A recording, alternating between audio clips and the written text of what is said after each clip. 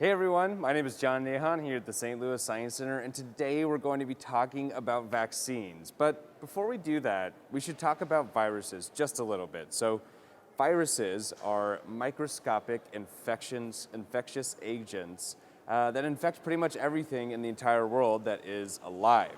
So the way that viruses work and the way that they make you sick is by a couple simple steps.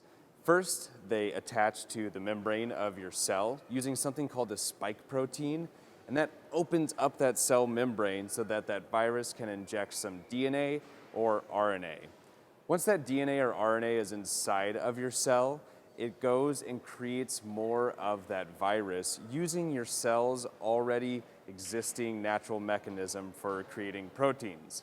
So that virus attaches with the spike protein, it gets into your cell, and then from there, it creates more viruses. Why is this important? Well, we'll talk about it in just a minute whenever we get into how the vaccines work, but before we do that, we're gonna have to talk a little bit about the central dogma of biology. So we're gonna go ahead and look over here, and we're gonna see three different things written down. We have DNA, we have mRNA or messenger RNA, and then we have proteins. So whenever your body needs to do something, let's say it needs to cool your body down a little bit or create an enzyme that's going to allow you to be a little bit more alert throughout the day, it starts with DNA that opens up, gets translated into messenger RNA, which then leaves the nucleus of your cell and goes to a ribosome. That ribosome reads that messenger RNA and it creates a protein. So the central dogma of biology, basically what makes up who you are, is DNA makes RNA and RNA makes proteins. Now you might have remembered me mentioning just a couple seconds ago spike proteins, okay? So the vaccines that we have right now create spike proteins from SARS-CoV-2, which is what causes the disease COVID-19. And from there, your body responds to those spike proteins and recognizes them, learns what they look like, and then remembers how to defend against them in the future. So this process of DNA to mRNA to proteins is what these vaccines are jumping into. The Johnson & Johnson vaccine uses a dead adenovirus, which we'll talk about in just a minute, in order to inject DNA into your cells. That DNA goes into your nucleus, it opens up, it gets read and creates messenger RNA. That messenger RNA goes out to the ribosomes inside of your cells, and it creates those spike proteins only. It doesn't create more of the virus itself, it only makes those spike proteins, which remember, viruses use in order to unlock your cells and inject that genetic material.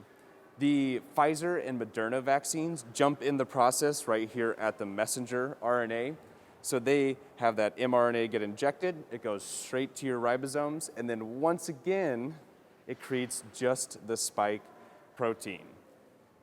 You're not getting infected with the virus whatsoever. You're not creating more of the virus. Remember, you're just making that little spike protein that your body learns how to recognize and defend against.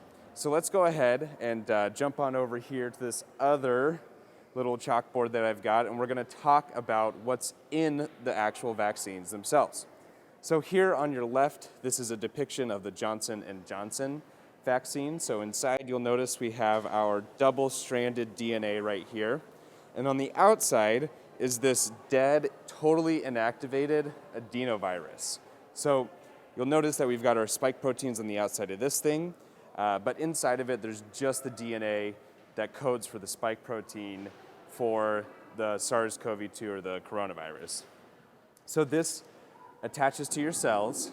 It uses those spike proteins to unlock the membrane of your cell, and then it injects that DNA.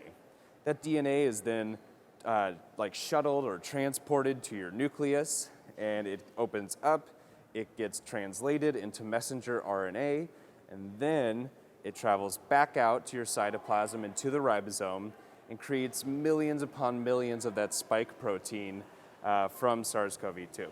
Now, the mRNA vaccines work a little bit differently.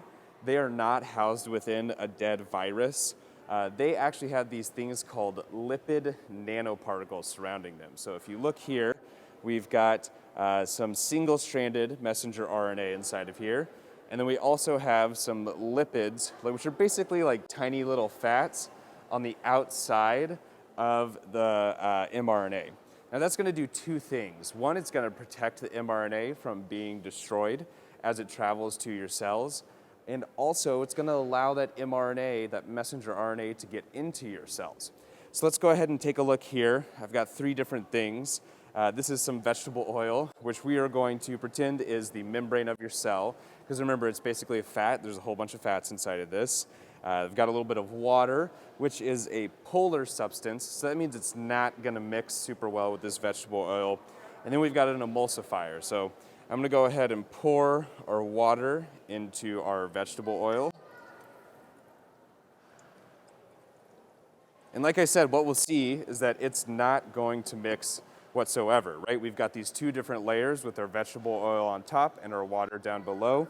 So if we were to put our mRNA just into our body, one, it would probably get destroyed, and two, it really wouldn't have a way to get inside of that cell.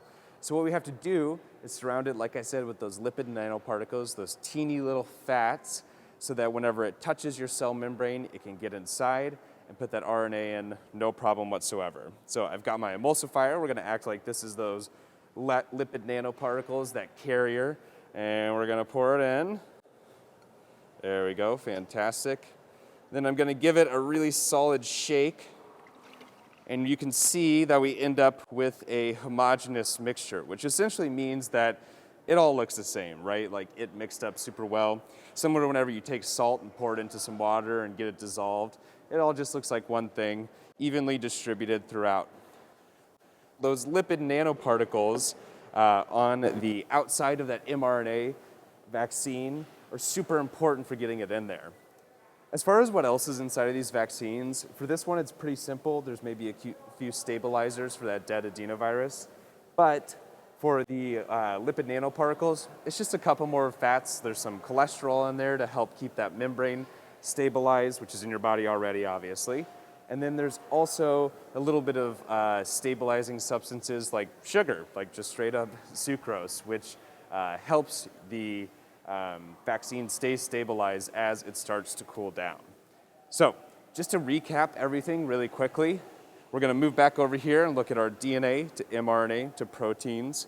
The whole point of the vaccine is to create these spike proteins, these little things that are on the outside of the cell that unlock the membrane of the cell to inject the genetic material. Through using the central dogma, the DNA mRNA proteins process, we create a whole bunch of those spike proteins within your body, which then allows your immune system to take a look at them and go, ugh, I don't like that these are here. I better take care of this, right? So as it's fighting off those spike proteins, not the virus itself, it learns what they look like, it recognizes the shape of them, so that the next time you are exposed to that type of spike protein, your immune system goes, I got this. This is absolutely no problem. I understand what these look like, and I'm going to get rid of it before it can infect any of my cells.